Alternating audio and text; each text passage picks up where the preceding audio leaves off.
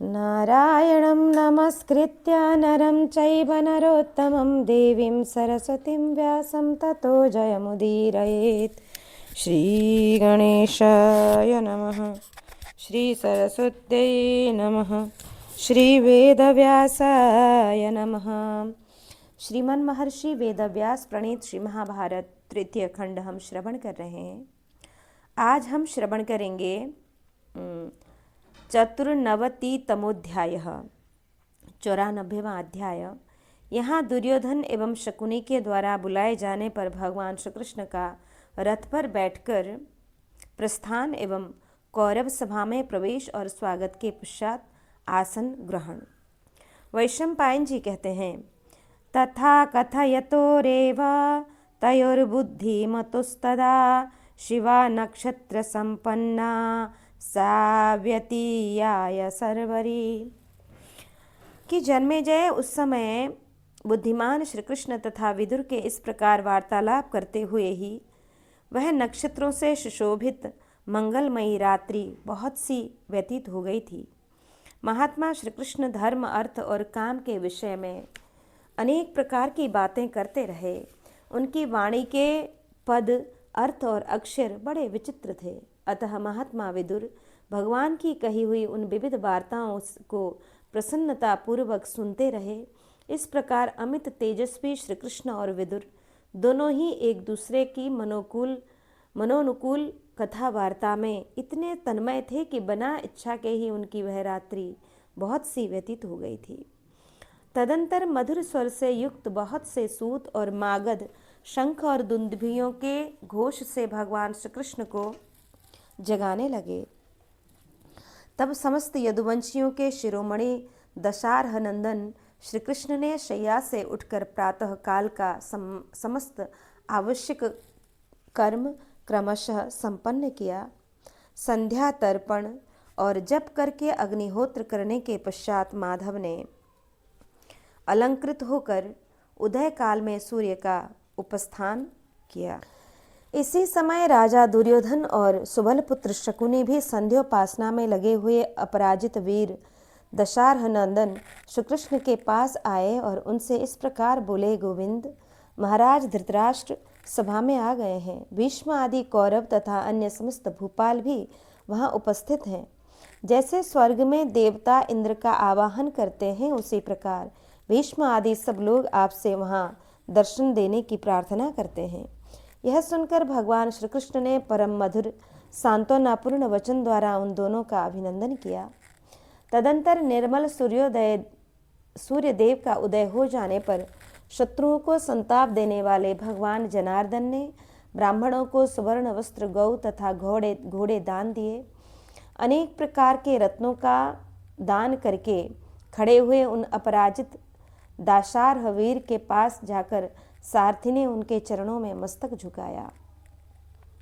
इसके बाद क्षुद्र घंटिकाओं से विभूषित और उत्तम घोड़ों से जुते हुए चमकीले विशाल रथ के साथ दारुक शीघ्र ही भगवान की सेवा में उपस्थित हुआ। भगवान के लिए जोत कर खड़ा किया हुआ वह विश्वविख्यात श्रेष्ठ रथ बड़ी शोभा पा रहा था। उसमें शैब्य, सुग्रीव, मेघपुष्प और बलाहक नाम वाले 4 घोड़े जुते हुए थे। उनमें से शैब्य का रंग तोते की पांख के समान हरा था, सुग्रीव पलाश के फूल की भांति लाल था, मेघपुष्प की कांति मेघों की सी ही समान थी और बलाहक सफेद था। शैब्य दाहिने भाग में जुतकर उस रथ का वहन करता था और सुग्रीव बाएं भाग में। मेघपुष्प और बलाहक क्रमशः उसके पीछे जुते हुए थे और सत्वगुण के अधिष्ठान स्वरूप भगवान श्री कृष्ण के रथ में लगे हुए ध्वजदंड की उस पताका में सूर्य का स्पर्श करते हुए सर्प शत्रु बिनता नंदन गरुड़ विराजमान थे। कीर्तिमान श्री कृष्ण वह श्रेष्ठ रथ उस उज्ज्वल एवं प्रकाशमान गरुड़ ध्वज के द्वारा बड़ी शोभा पा रहा था।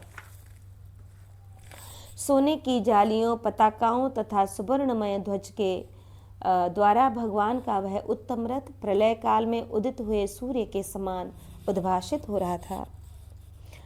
उस रथ के गरुड़ ध्वज चंदोवे स्वर्ण जाल विभूषित मध्य भाग तथा पृथक पृथक दंड मार्गों का विश्वकर्मा ने सुंदर ढंग से निर्माण किया था। प्रवाल, मूंगा, मणि, सुवर्ण, वैदुर्य, मुक्ता आदि विविध आभूषणों, शत शत क्षुद्र घंटिकाओं तथा बाल मणि की झालरों से उस रथ के अंतः प्रदेश सुसज्जित किए गए थे। सुवर्णमय कमलिनियों, तपाए हुए सुवर्ण के ही वृक्षों तथा व्याघ्र, सिंह, बराह, वृषभ, मृग, पक्षी, तारा, सूर्य और हाथियों की स्वर्णमयी प्रतिमाओं से उस श्रेष्ठ रथ की अत्यंत शोभा हो रही थी। कुंवर, युगंधर की गोलाकार संधियों में वज्र, अंकुश तथा विमान की आकृतियों से उस रथ को विभूषित किया गया था।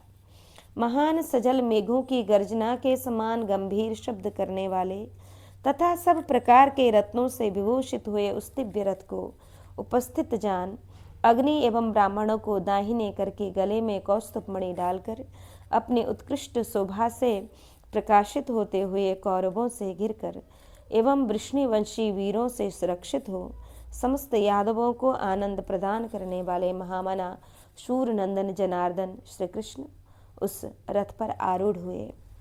समस्त प्राणियों में श्रेष्ठ और संपूर्ण बुद्धिमानों में उत्तम दशारह नंदन श्री कृष्ण के पश्चात समस्त धर्मों के ज्ञाता विदुर जी भी उस रथ पर जा बैठे।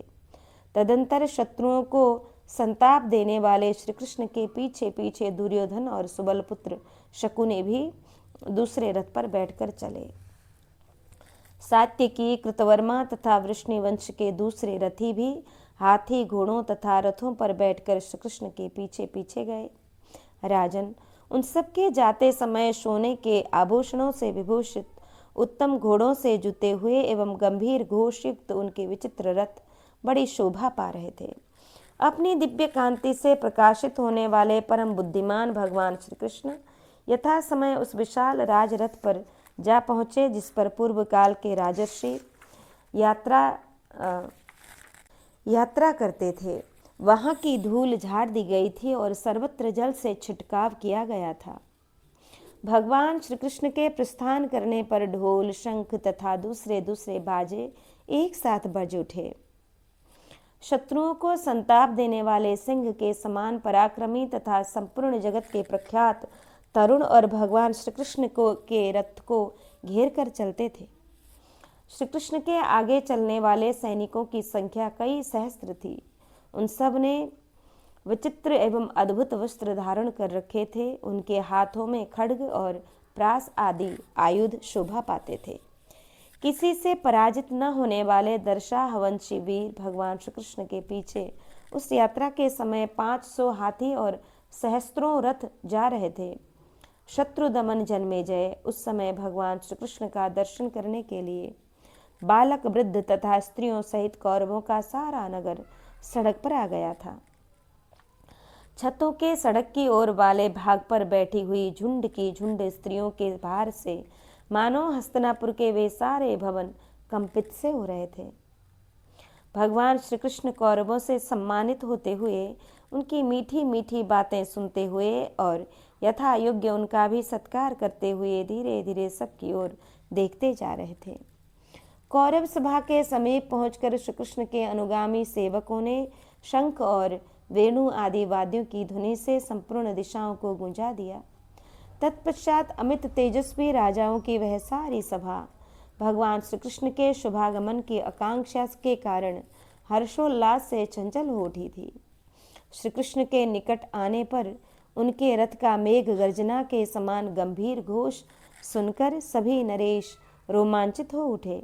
सभा के द्वार पर पहुंचकर सर्व यादव शिरोमणि भगवान श्री कृष्ण ने कैलाश शिखर के समान समुज्ज्वल रथ से नीचे उतरकर नूतन मेघ के समान श्याम तथा तेज से प्रज्वलित सी होने वाली इंद्र भवन तुल्य उस कौरव सभा के भीतर प्रवेश किया। राजन, जैसे सूर्य अपनी प्रभा से आकाश के तारों को तिरोहित कर देते हैं, उसी प्रकार यशस्वी भगवान श्री कृष्ण अपनी दिव्य कांति से कौरवों को आच्छादित करते हुए विदुर और सात्यकी का हाथ पकड़े सभा में आए। वसुदेव नंदन श्री कृष्ण के आगे आगे कर्ण और दुर्योधन थे और उनके पीछे कृतवर्मा तथा अन्य वृष्णिवंशी वीर थे। उस समय भीष्म और द्रोणाचार्य आदि सब लोग भगवान श्री कृष्ण का सम्मान करने के लिए राजा धृतराष्ट्र को आगे करके अपने आसनों से उतरकर आगे बढ़े। दशारह नंदन श्री कृष्ण के आते ही महायशस्वी प्रज्ञाचक्षु राजा धृतराष्ट्र भीष्म और द्रोणाचार्य के साथ ही उठ गए थे। महाराज धृतराष्ट्र के उठने पर वहां चारों ओर बैठे हुए सहस्त्रों नरेश उठकर खड़े हो गए। राजा धृतराष्ट्र की आज्ञा से वहां भगवान श्री कृष्ण के लिए सुवर्ण भूषित सर्वतोभद्र नामक सिंहासन रखा गया था। उस समय धर्मात्मा भगवान श्री कृष्ण ने मुस्कुराते हुए राजा धृतराष्ट्र, भीष्म, द्रोणाचार्य तथा अश्वत्थामा के अनुसार अन्य राजाओं से भी वार्तालाप किया। वहां सभा में पधारे हुए भगवान श्री कृष्ण का भूमंडल के राजाओं तथा सभी कौरवों ने भलीभांति पूजन किया। राजाओं के बीच में खड़े हुए शत्रुनगर विजयी परंतप श्री कृष्ण ने देखा कि आकाश में कुछ ऋषि मुनि खड़े हैं। उन नारद आदि ऋषियों को देखकर श्री कृष्ण ने धीरे से शांतनु नंदन भीष्म से कहा, नरेश्वर, इस राजसभा को देखने के लिए ऋषिगण पधारे हैं। इन्हें अत्यंत सत्कार पूर्वक आसन देकर निमंत्रित किया जाए, क्योंकि इनके बैठे बिना कोई भी बैठ नहीं सकता। पवित्र अंतःकरण वाले इन मुनियों की शीघ्र पूजा की जानी चाहिए। शांतनु नंदन भीष्म ने मुनियों को देखकर सभा द्वार पर स्थित हुए राज कर्मचारियों को बड़ी उतावली के साथ आज्ञा दी, अरे आसन लाओ। तब सेवकों ने इधर उधर से मणि एवं सुवर्ण जड़े हुए शुद्ध विशाल एवं विस्तृत आसन लाकर रख दिए। भारत अर्घ्य ग्रहण करके जब ऋषि लोग उन आसनों पर बैठ गए, तब भगवान श्री कृष्ण तथा अन्य राजाओं ने भी अपना अपना आसन ग्रहण किया। दुशासन ने सात्विकी को उत्तम आसन दिया एवं विविंशति ने कृतवर्मा को स्वर्णमय आसन प्रदान किया। अमर्ष में भरे हुए महामना कर्ण और दुर्योधन दोनों एक आसन पर श्री कृष्ण के पास ही बैठे थे। जन्मेजय मगध देशीय सैनिकों से सुरक्षित पुत्र सहित गांधार राज शकुनी भी एक आसन पर बैठा था। परम बुद्धिमान विदुर भगवान श्री कृष्ण के आसन का स्पर्श करते हुए एक मणिमय चौकी पर, जिनके ऊपर श्वेत रंग का स्पृहणीय मृगचर्म बिछाया गया था, बैठे थे। सब राजा दीर्घ काल के पश्चात दशारहन कुलभूषण भगवान जनार्दन को देखकर उन्हीं की ओर एकटक दृष्टि लगाए रहे, मानो अमृत पी रहे हों। इस प्रकार उन्हें तृप्ति ही नहीं होती थी। अलसी के फूल की भांति मनोहर श्याम कांति वाले पीताम्बरधारी श्री कृष्ण उस सभा के मध्य भाग में स्वर्ण पात्र में रखी हुई नीलमणि के समान शोभा पा रहे थे। उस समय वहां सबका मन भगवान गोविंद में ही लगा हुआ था, अतः सभी चुपचाप बैठे थे। कोई मनुष्य कहीं कुछ भी बोल ही नहीं रहा था। वैशंपायन जी कहते हैं, जन्मेजय, जब सभा में सब राजा मौन होकर बैठ गए, तब सुंदर दंतबली से सुशोभित तथा दुंदुभि के समान गंभीर स्वर वाले यदुकुल तिलक भगवान श्री कृष्ण ने बोलना आरंभ किया। जैसे ग्रीष्म ऋतु के अंत में बादल गरजता है, उसी प्रकार उन्होंने गंभीर गर्जना के साथ सारी सभा को सुनाते हुए धृतराष्ट्र की ओर देखकर इस प्रकार कहा कि करुणां पांडवानां च शमं सद्दिति भारतः अप्रणाशेन वीराणां मे तद याचितुमागतः। भरत नंदन, मैं आपसे यह प्रार्थना करने के लिए यहाँ आया हूँ कि क्षत्रिय वीरों का संहार हुए बिना ही कौरवों और पांडवों में शांति स्थापित हो जाए। शत्रुदमन नरेश, मुझे इसके सिवा दूसरी कोई कल्याणकारक बात आपसे नहीं कहनी है, क्योंकि जानने योग्य जितनी बातें हैं वे सब आपको विदित ही हैं। भूपाल, इसमें शास्त्र एवं सदाचार का पूर्णतः आदर एवं पालन किया जाता है। यह कौरव कुल समस्त सद्गुणों से संपन्न है। भारत, कुरुवंशियों में कृपा, अनुकंपा, करुणा, अनुशंसता, सरलता, क्षमा और सत्य, ये सद्गुण अन्य राजवंशों की अपेक्षा अधिक पाए जाते हैं। कि कृपा किसे कहते हैं। दूसरे को सुख पहुंचाने की सहज भावना का नाम कृपा है, और दूसरों का दुख देखकर द्रवित होना एवं कांप उठना अनुकंपा कहलाता है। और करुणा है दूसरों के दुख को दूर करने का भाव।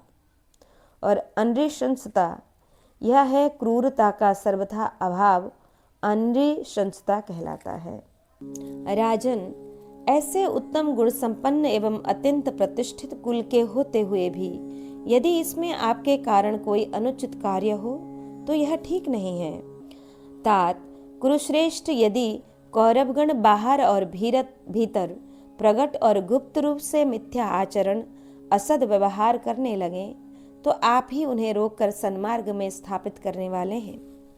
कुरुनंदन, दुर्योधनादि आपके पुत्र धर्म और अर्थ को पीछे करके क्रूर मनुष्यों के समान आचरण करते हैं। पुरुष रत्न, ये अपने ही श्रेष्ठ बंधुओं के साथ अशिष्टतापूर्ण बर्ताव करते हैं। लोभ ने इनके हृदय को ऐसा वशीभूत कर दिया है कि इन्होंने धर्म की मर्यादा तोड़ दी है। इस बात को आप अच्छी तरह जानते हैं। कुरुश्रेष्ठ, इस समय यह अत्यंत भयंकर आपत्ति कौरवों में ही प्रकट हुई है। यदि उसकी अपेक्षा की गई तो यह समस्त भूमंडल का विध्वंस कर डालेगी। भारत, यदि आप चाहते हो तो इस भयानक विपत्ति का अब भी निवारण किया जा सकता है। भरत श्रेष्ठ, इन दोनों पक्ष में शांति स्थापित होना मैं कठिन कार्य नहीं मानता हूँ। प्रजापालक कौरव नरेश, इस समय इन दोनों पक्ष में संधि कराना आपके और मेरे अधीन है। आप अपने पुत्रों को मर्यादा में रखिए और मैं पांडवों को नियंत्रण में रखूंगा। राजेंद्र, आपके पुत्रों को चाहिए कि वे अपने अनुयायियों के साथ आपकी प्रत्येक आज्ञा का पालन करें। आपके शासन में रहने से ही इनका महान हित हो सकता है। राजन, यदि आप अपने पुत्रों पर शासन करना चाहें और संधि के लिए प्रयत्न करें तो इसी में आपका भी हित है और इसी में पांडवों का भी भला हो सकता है। प्रजानाथ, पांडवों के साथ बैर और विवाद का कोई अच्छा परिणाम नहीं हो सकता। यह विचार कर आप स्वयं ही संधि के लिए प्रयत्न करें। जनेश्वर, ऐसा करने से भरतवंशी पांडव आपके ही सहायक होंगे। राजन, आप पांडवों में सुरक्षित होकर धर्म और अर्थ का अनुष्ठान कीजिए। नरेंद्र, आपको पांडवों के समान संरक्षक प्रयत्न करने पर भी नहीं मिल सकते। महात्मा पांडवों से सुरक्षित होने पर आपको देवताओं सहित इंद्र भी नहीं जीत सकते, फिर दूसरे किसी राजा की तो बात ही क्या है। भरत श्रेष्ठ, जिस पक्ष में भीष्म, द्रोणाचार्य, कृपाचार्य, कर्ण, विवंशति, अश्वत्थामा, विकर्ण, सोमदत्त, वाल्मीकि, सिंधुराज, जयद्रथ, कलिंगराज, काम्बोज, नरेश, सुदक्षिण तथा युधिष्ठिर, भीमसेन, अर्जुन, नकुल, सहदेव, महातेजस्वी सात्विकी तथा महारथी युत्सु हों, उस पक्ष के योद्धाओं से कौन विपरीत बुद्धि वाला राजा युद्ध कर सकता है। शत्रुसूदन नरेश, कौरव और पांडवों के साथ रहने पर आप पुनः संपूर्ण जगत के सम्राट होकर शत्रुओं के लिए अजय हो जाएंगे। शत्रुओं को संताप देने वाले भूपाल, इस दशा में जो राजा आपके समान या आपसे बड़े हैं वे भी आपके साथ संधि कर लेंगे। इस प्रकार आप अपने पुत्र, पौत्र, पिता, भाई और सुहृदों द्वारा सर्वदा सुरक्षित रहकर सुख से जीवन बिता सकेंगे। पृथ्वीपते, यदि आप पहले की भांति इन पांडवों का ही सत्कार करके इन्हें आगे रखें तो इस सारी पृथ्वी का उपभोग करेंगे।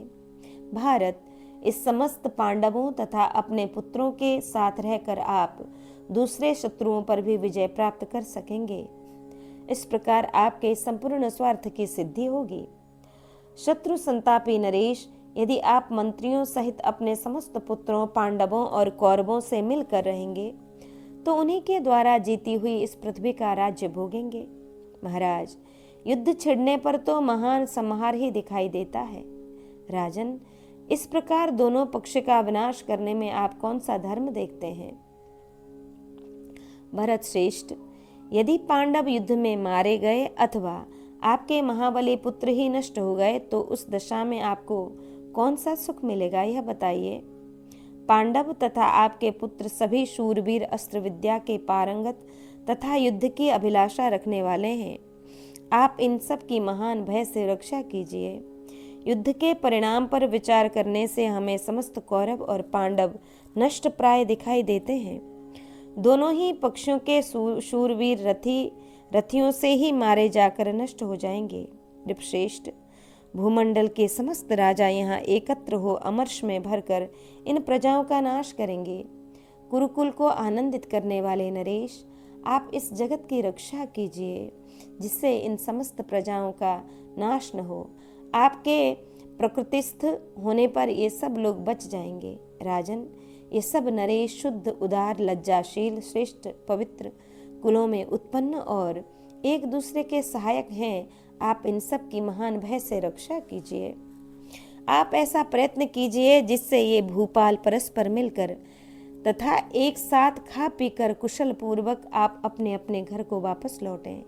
शत्रुओं को संताप देने वाले भरत कुलभूषण, ये राजा लोग उत्तम वस्त्र और सुंदर हार पहनकर अमर्ष और वैर को मन से निकालकर यहाँ से सत्कार पूर्वक विदा हों।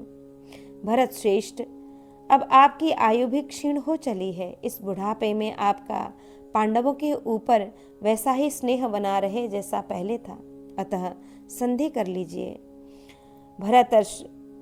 भरतर्षभ, पांडव बाल्यावस्था में ही पिता से बिछुड़ गए थे। आपने ही उन्हें पाल पोष कर बड़ा किया है, अतः उनका और अपने पुत्रों का न्याय पूर्वक पालन कीजिए। भरत कुलभूषण, आपको ही पांडवों की सदा रक्षा करनी चाहिए। विशेषतः संकट के अवसर पर तो आपके लिए उनकी रक्षा अत्यंत आवश्यक ही है। कहीं ऐसा न हो कि पांडवों से बैर बांधने के कारण आपके धर्म और अर्थ दोनों नष्ट हो जाए। राजन, पांडवों ने आपको प्रणाम करके प्रसन्न करते हुए यह संदेश कहलाया है कि तात, आपकी आज्ञा से अनुचरों सहित हमने भारी दुख सहन किया है। 12 वर्षों तक हमने निर्जन वन में निवास किया है और 13वां वर्ष जन समुदाय से भरे हुए नगर में अज्ञात रहकर बिताया है। तात, आप हमारे ज्येष्ठ पिता हैं, अतः हमारे विषय में की हुई अपनी प्रतिज्ञा पर डटे रहेंगे, अर्थात वनवास से लौटने पर हमारा राज्य हमें प्रसन्नता पूर्वक लौटा देंगे। ऐसा निश्चय करके ही हमने वनवास और अज्ञातवास की शर्त को कभी नहीं तोड़ा है। इस बात को हमारे साथ रहे हुए ब्राह्मण लोग जानते हैं। भरत वंश शिरोमणे, हम उस प्रतिज्ञा पर दृढ़ता पूर्वक स्थित रहे हैं, अतः आप भी हमारे साथ की हुई अपनी प्रतिज्ञा पर डटे रहें। राजन, हमने सदा क्लेश उठाया है, अब हमें हमारा राज्य भाग प्राप्त होना चाहिए। आप धर्म और अर्थ के ज्ञाता हैं, अतः हम लोगों की रक्षा कीजिए। आप में गुरुत्व देखकर आप गुरुजन हैं। यह विचार करके आपकी आज्ञा का पालन करने के लिए हम बहुत से क्लेश चुपचाप सहते जा रहे हैं। अब आप भी हमारे ऊपर माता पिता की भांति स्नेहपूर्ण व्यवहार बर्ताव कीजिए। भारत, गुरुजनों के प्रति शिष्य एवं पुत्रों का जो वर्ताव होना चाहिए, हम आपके प्रति उसी का पालन करते हैं। आप भी हम लोगों पर गुरुजनोचित स्नेह रखते हुए तदनुरूप वर्ताव कीजिए। हम पुत्रगण यदि कुमार्ग पर जा रहे हों तो पिता के नाते आपका कर्तव्य है कि हमें सन्मार्ग पर स्थापित करें। इसलिए आप स्वयं धर्म के सुंदर मार्ग पर स्थित होइए और हमें भी धर्म के मार्ग पर ही लाइए। भरत श्रेष्ठ, आपके पुत्र पांडवों ने इस सभा के लिए भी यही संदेश दिया है। आप समस्त सभासदगण धर्म के ज्ञाता हैं। आपके रहते हुए यहाँ कोई अयोग्य कार्य हो, यह उचित नहीं है। जहाँ सभासदों के देखते देखते अधर्म के द्वारा धर्म का और मिथ्या के द्वारा सत्य का गला घोंटा जाता हो, वहाँ वे सभासद नष्ट हुए माने जाते हैं। जिस सभा में अधर्म से विद्ध हुआ धर्म प्रवेश करता है और सभासदगण उस अधर्म रूपी कांटे को काट कर निकाल देते हैं, वहाँ उस कांटे से सभासद ही विद्ध होते हैं, अर्थात उन्हें ही अधर्म से लिप्त होना पड़ता है। जैसे नदी अपने तट पर उगे हुए वृक्षों को गिराकर नष्ट कर देती है, उसी प्रकार वह अधर्म विद्ध धर्म ही उन सभासदों का नाश कर डालता है। भरत श्रेष्ठ, जो पांडव सदा धर्म की ओर ही दृष्टि रखते हैं और उसी का विचार करके चुपचाप बैठे हैं, वे जो आपसे राज्य लौटा देने का अनुरोध करते हैं, वह सत्य, धर्म सम्मत और न्याय संगत है। जनेश्वर, आपसे पांडवों का राज्य लौटा देने के सिवा दूसरी कौन सी बात यहाँ कही जा सकती है? इस सभा में जो भूमिपाल बैठे हैं, वे धर्म और अर्थ का विचार करके स्वयं बतावें, मैं ठीक कहता हूं या नहीं। पुरुष रत्न, आप इन क्षत्रियों को मौत के फंदे से छुड़ाइए। भरत श्रेष्ठ, शांत हो जाइए, क्रोध के वशीभूत न होइए, परंतप पांडवों को यथोचित पैतृक राज्य भाग देकर अपने पुत्रों के साथ सफल मनोरथ हो मनोवांछित भोग भोगिए। नरेश्वर, आप जानते हैं कि अजात शत्रु युधिष्ठिर सदा सत्पुरुषों के धर्म पर स्थित हैं। उनका पुत्रों सहित आपके प्रति जो बर्ताव है, उससे भी आप अपरिचित नहीं हैं। आप लोगों ने उन्हें लाक्षागृह की आग में जलवाया तथा राज्य और देश से निकाल दिया, तो भी वे पुनः आपकी ही शरण में आए हैं। पुत्रों सहित आपने ही युधिष्ठिर को यहाँ से निकालकर इंद्रप्रस्थ का निवासी बनाया। वहां रहकर उन्होंने समस्त राजाओं को अपने वश में किया और उन्हें आपका मुखापेक्षी बना दिया। राजन, तो भी युधिष्ठिर ने कभी आपकी आज्ञा का उल्लंघन नहीं किया। ऐसे साधु वर्ताव वाले युधिष्ठिर के राज्य तथा धन धान्य का अपहरण कर लेने की इच्छा से सुबल पुत्र शकुनी ने जुए के बहाने अपना महान कपट जाल फैलाया। उस दयनीय अवस्था में पहुंचकर अपनी महारानी कृष्णा को सभा में तिरस्कार पूर्वक लाई गई देखकर भी महामना युधिष्ठिर अपने क्षत्रिय धर्म से विचलित नहीं हुए। भारत, मैं तो आपका और पांडवों का भी कल्याण ही चाहता हूँ। राजन, आप समस्त प्रजा को धर्म, अर्थ और सुख से वंचित न कीजिए। इस समय आप अनर्थ को ही अर्थ और अर्थ को ही अपने लिए अनर्थ मान रहे हैं। प्रजानाथ, आपके पुत्र लोभ में अत्यंत आसक्त हो गए हैं, इन्हें काबू में लाइए। राजन, शत्रुओं का दमन करने वाले कुंती के पुत्र आपकी सेवा के लिए भी तैयार हैं और युद्ध के लिए भी प्रस्तुत हैं, परंतप जो आपके लिए विशेष हित कर जान पड़े, उसी मार्ग का अवलंबन कीजिए। वैशंपायन जी कहते हैं, जन्मेजय, भगवान श्री कृष्ण के उस कथन का समस्त राजाओं ने हृदय से आदर किया। वहां उसके उत्तर में कोई भी कुछ कहने के लिए अग्रसर न हो सका। वैशंपायन जी कहते हैं,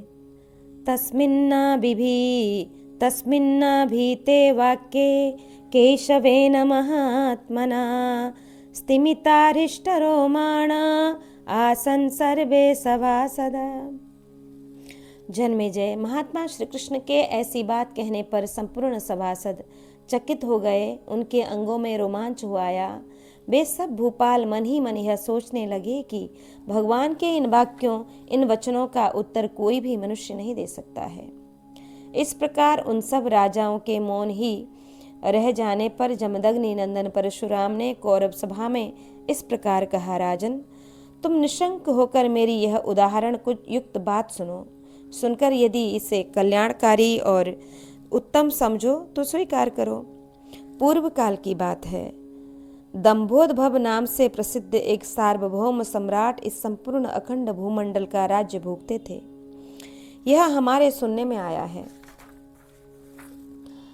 वे महारथी और पराक्रमी नरेश प्रतिदिन रात बीतने पर प्रातःकाल उठकर ब्राह्मणों और क्षत्रियों से इस प्रकार पूछा करते थे, क्या इस जगत में कोई ऐसा शस्त्रधारी शूद्र, वैश्य, क्षत्रिय अथवा ब्राह्मण है जो युद्ध में मुझसे बढ़कर अथवा मेरे समान भी हो सके? इसी प्रकार पूछते हुए वे राजा दंभोद्भव महान गर्व से उन्मत्त हो दूसरे किसी को कुछ भी न समझते हुए इस पृथ्वी पर विचरने लगे। उस समय सर्वथा निर्भय, उदार एवं विद्वान ब्राह्मणों ने बारंबार आत्म प्रशंसा करने वाले उन नरेश को मना किया। उनके मना करने पर भी वे ब्राह्मणों से बार बार प्रश्न करते ही रहे। उनका अहंकार बहुत बढ़ गया था। वे धन वैभव के मद से मतवाले हो गए थे।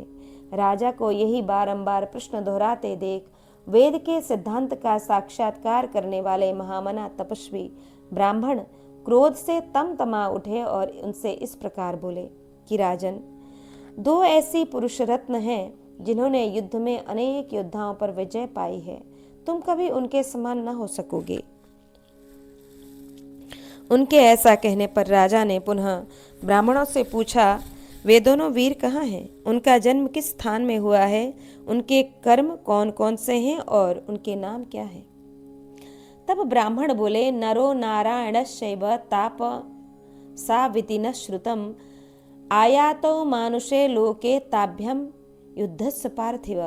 भूपाल, हमने सुना है कि वे नर नारायण नाम वाले तपस्वी हैं और इस समय मनुष्य लोक में आए हैं। तुम उन्हीं दोनों के साथ युद्ध करो।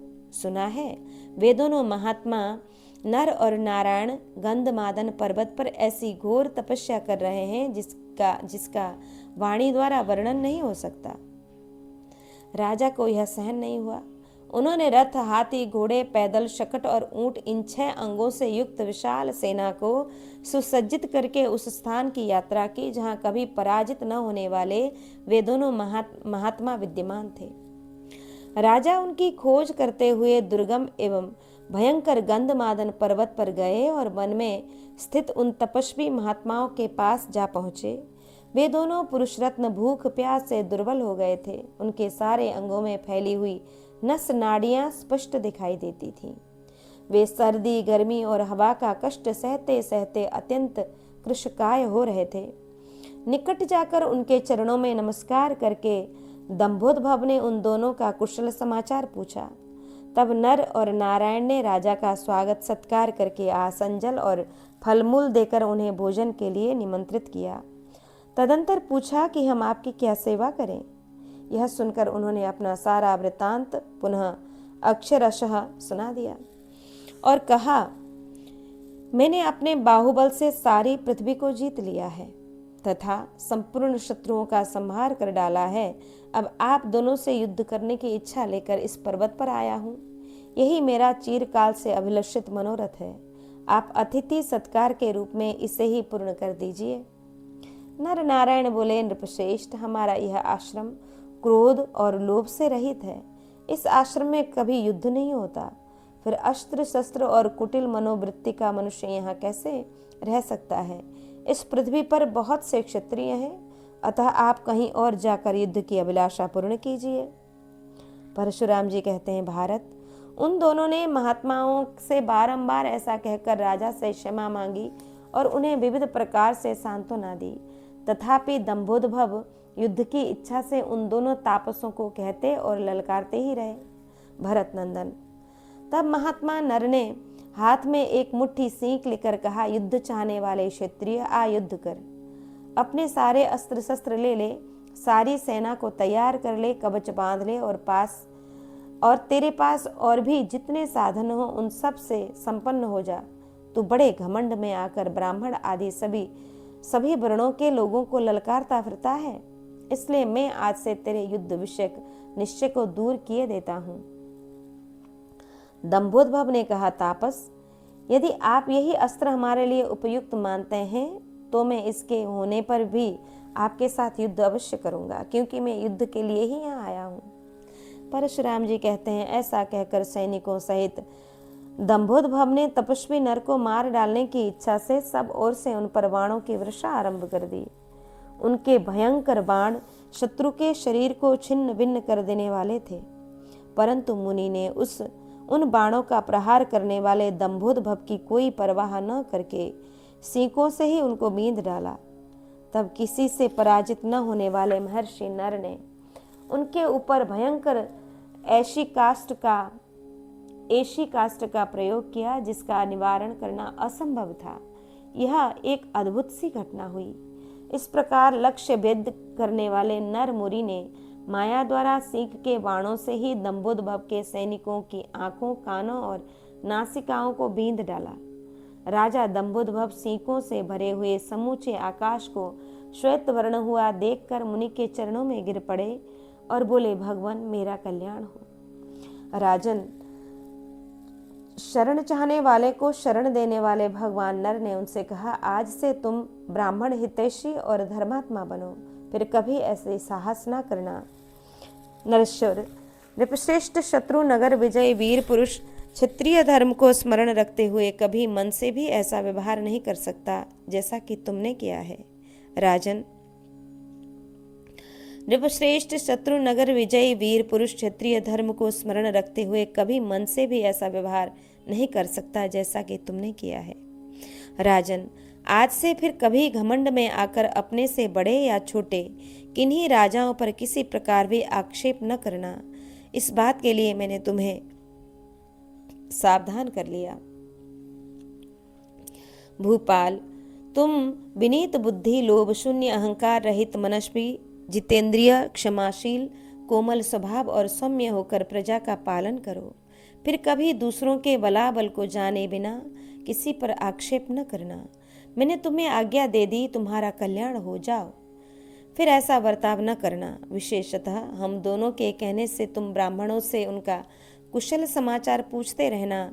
तदंतर राजा दंभोद्भव उन दोनों महात्माओं के चरणों में प्रणाम करके अपनी राजधानी में लौट आए और विशेष रूप से धर्म का आचरण करने लगे। इस प्रकार पूर्व काल में महात्मा नर ने वह महान कर्म किया था। उनसे भी बहुत गुणों के कारण भगवान नारायण श्रेष्ठ हैं। अतः राजन, जब तक श्रेष्ठ धनुष गांडीव पर दिव्य अस्त्रों का संधान नहीं किया जाता, तब तक ही तुम अभिमान छोड़कर अर्जुन से मिल जाओ। काकुदी, प्रस्वापन, शूक, मोहकनाक, उन्माद, अक्षी संतर्जन, त्रासन, संतास, नर्तक और राक्षस, आस्यमोदक, ये 8 प्रकार के अस्त्र हैं। इन अस्त्रों से विद्ध होने पर सभी मनुष्य मृत्यु को प्राप्त होते हैं। काम, क्रोध, लोभ, मोह, मद, मान, मात्सर्य और अहंकार, ये क्रमशः 8 दोष बताए गए हैं, जिनके प्रतीक स्वरूप उपर्युक्त 8 अस्त्र हैं। इन अस्त्रों के प्रयोग से कुछ लोग उन्मत्त हो जाते हैं और वैसी ही चेष्टाएं करने लगते हैं। कितनों की सुधबुद्धि ही चली जाती रही, वे अचेत से हो जाते हैं। कई मनुष्य सोने लगते हैं, कुछ उछलते कूदते और छींकते हैं, कितने ही मलमूत्र करने लग जाते हैं और कुछ लोग निरंतर रोते हंसते रहते हैं। राजन, संपूर्ण लोकों का निर्माण करने वाले ईश्वर एवं सब कर्मों के ज्ञाता नारायण, जिनके बंधु सहायक हैं, वे नरस्वरूप अर्जुन युद्ध में दुस्सह हैं, क्योंकि उन्हें उपर्युक्त सभी अस्त्रों का ज्ञान है। भारत, युद्ध भूमि में जिनकी समानता कोई नहीं कर सकता है, उन विजयी शील वीर कपिध्वज अर्जुन को जीतने का साहस तीनों लोकों में कौन कर सकता है। महाराज, अर्जुन में असंख्य गुण हैं एवं भगवान जनार्दन तो उनसे भी बढ़कर हैं। तुम भी कुंती पुत्र अर्जुन को अच्छी तरह जानते ही हो। जो दोनों महात्मा नर और नारायण के नाम से प्रसिद्ध हैं, वे ही अर्जुन और श्री कृष्ण हैं। तुम्हें ज्ञात होना चाहिए कि वे दोनों पुरुष रत्न सर्वश्रेष्ठ वीर हैं। भारत, यदि तुम इस बात को इस रूप में जानते हो और मुझ पर तुम्हें तनिक भी संदेह नहीं है, तो मेरे कहने से श्रेष्ठ बुद्धि का आश्रय लेकर पांडवों के साथ संधि कर लो। भरत श्रेष्ठ, यदि तुम्हारी यह इच्छा हो कि हम लोगों में फूट न हो और इसी में तुम अपना कल्याण समझो, तब तो संधि करके शांत हो जाओ और युद्ध में मन न लगाओ। कुरुश्रेष्ठ, तुम्हारा कुल इस पृथ्वी पर बहुत प्रतिष्ठित है, वह उसी प्रकार सम्मानित बना रहे और तुम्हारा कल्याण हो, इसके लिए अपने वास्तविक स्वार्थ का ही चिंतन करो। वैशंपायन जी कहते हैं, जामदग्न्या वचः श्रुत्वा कंडवोपि भगवान ऋषि दुर्योधनम मिदं वाक्यमब्रवीत् कुरु संसदि। जन्मेजय जमदग्नि नंदन परशुराम का यह वचन सुनकर भगवान कण्व मुनि ने भी कौरव सभा में दुर्योधन से यह बात कही। कण्व बोले, राजन, जैसे लोक पितामह ब्रह्मा अक्षय और अविनाशी हैं, उसी प्रकार वे दोनों भगवान नर नारायण ऋषि भी हैं। अदिति के सभी पुत्रों में अथवा संपूर्ण आदित्यों में एकमात्र भगवान विष्णु ही अजय हैं, अविनाशी, नित्य, विद्यमान एवं सर्वसमर्थ सनातन परमेश्वर हैं। अन्य सब लोग तो किसी न किसी निमित्त से मृत्यु को प्राप्त होते ही हैं। चंद्रमा, सूर्य, पृथ्वी, जल, वायु, अग्नि, आकाश, ग्रह तथा नक्षत्र, ये सभी नाशवान हैं। जगत का विनाश होने के पश्चात ये चंद्र, सूर्य आदि तीनों लोकों का सदा के लिए परित्याग करके नष्ट हो जाते हैं। फिर सृष्टि काल में इन सब की बारंबार सृष्टि होती है। इनके सिवा ये दूसरे जो मनुष्य, पशु, पक्षी तथा जीवलोक में विचरने वाले अनन्य तिर्यग योनि के प्राणी हैं, वे अल्प काल में ही काल के गाल में चले जाते हैं। राजा लोग भी प्रायः राजलक्ष्मी का उपभोग करके आयु की समाप्ति होने पर मृत्यु होने के पश्चात अपने पाप पुण्य का फल भोगने के लिए पुनः नूतन जन्म ग्रहण करते हैं। राजन, आपको धर्मपुत्र युधिष्ठिर के साथ संधि कर लेनी चाहिए। मैं चाहता हूँ कि पांडव तथा कौरव दोनों मिलकर इस पृथ्वी का पालन करें। पुरुष रत्न सुयोधन, तुम्हें यह नहीं मानना चाहिए कि मैं ही सबसे अधिक बलवान हूँ, क्योंकि संसार में बलवानों से भी बलवान पुरुष देखे जाते हैं। गुरुनंदन, बलवानों के बीच में सैनिक बल को बल नहीं समझा जाता है। समस्त पांडव देवताओं के समान पराक्रमी हैं, अतः वे ही तुम्हारी अपेक्षा बलवान हैं। इस प्रसंग में कन्यादान करने के लिए वर ढूंढने वाले मातली के इस प्राचीन इतिहास का उदाहरण दिया करते हैं कि त्रिलोकीनाथ इंद्र के प्रिय सारथी का नाम मातली है। उनके कुल में उन्हीं की एक कन्या थी जो अपने रूप के कारण संपूर्ण लोकों में विख्यात थी। वह देव रूपिणी कन्या गुणकेशी के नाम से प्रसिद्ध थी। गुणकेशी अपनी शोभा तथा सुंदर शरीर की दृष्टि से उस समय की संपूर्ण स्त्रियों से श्रेष्ठ थी। राजन, उसके विवाह का समय आया। जान मातली ने एकाग्रचित्त हो उसी के विषय में चिंतन करते हुए अपनी पत्नी के साथ विचार विमर्श किया। जिनका शील स्वभाव श्रेष्ठ है, जो ऊंचे कुल में उत्पन्न हुए, यशस्वी तथा कोमल अंतःकरण वाले हैं, ऐसे लोगों के कुल में कन्या का उत्पन्न होना दुख की ही बात है। कन्या मातृकुल को, पितृकुल को तथा जहाँ वह ब्याही जाती है उस कुल को, सत्पुरुषों के इन तीनों कुलों को संशय में डाल देती है। मैंने मानव दृष्टि के अनुसार देवलोक तथा मनुष्य लोक दोनों में ही अच्छी तरह घूम फिर कर कन्या के लिए वर का अन्वेषण किया है, पर वहाँ कोई भी वर मुझे पसंद नहीं आया। कण्व मुनि कहते हैं, मातली ने वर के लिए बहुत से देवताओं, दैत्यों, गंधर्वों और मनुष्यों तथा ऋषियों को भी देखा, परंतु कोई उन्हें पसंद नहीं आया। तब उन्होंने रात में अपनी पत्नी सुधर्मा के साथ सलाह करके नागलोक में जाने का विचार किया। वे अपनी पत्नी से बोले, देवी, देवताओं और मनुष्यों में तो गुणकेशी के योग्य कोई रूपवान वर है ही नहीं, दिखाई नहीं देता। नागलोक में कोई न कोई इसके योग्य वर अवश्य होगा। सुधर्मा से ऐसी सलाह करके मातली ने इष्टदेव की परिक्रमा की और कन्या का मस्तक सूंघ कर रसातल में प्रवेश किया। कण्व मुनि कहते हैं, राजन, उसी समय महर्षि नारद वरुण देवता से मिलने के लिए उधर जा रहे थे। नागलोक के मार्ग में जाते हुए मातली की नारद जी के साथ अकस्मात भेंट हो गई। नारद जी ने उनसे पूछा, देव सारथे, तुम कहाँ जाने को उद्यत हुए हो? तुम्हारी यह यात्रा किसी निजी कार्य से अथवा देवेंद्र के आदेश से हुई है? मार्ग में जाते हुए नारद जी के इस प्रकार पूछने पर मातली ने उनसे अपना सारा कार्य यथावत रूप से बताया। तब उन मुनि ने मातली से कहा, हम दोनों साथ साथ चलें। मैं भी जल के स्वामी वरुण देव का दर्शन करने की इच्छा से देवलोक से ही आ रहा हूँ। मैं तुम्हें पृथ्वी के नीचे के लोगों को दिखाते हुए वहाँ की सब वस्तुओं का परिचय दूंगा। मातले, वहाँ हम दोनों किसी योग्य वर को देखकर पसंद करेंगे। तदंतर मातली और नारद दोनों महात्मा पृथ्वी के भीतर प्रवेश करके जल के स्वामी लोकपाल वरुण के समीप गए। नारद जी को वहाँ देवर्षियों के योग्य और मातली को देवराज इंद्र के समान आदर सत्कार प्राप्त हुआ।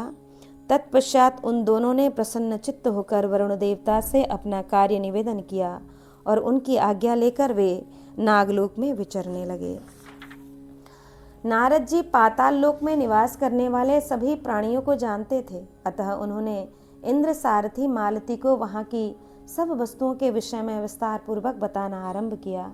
नारद जी ने कहा, सूत, तुमने पुत्रों और पौत्रों से घिरे हुए वरुण देवता का दर्शन किया है। देखो, यह जलेश्वर वरुण का समृद्धशाली निवास स्थान है। इसका नाम है सर्वतोभद्र।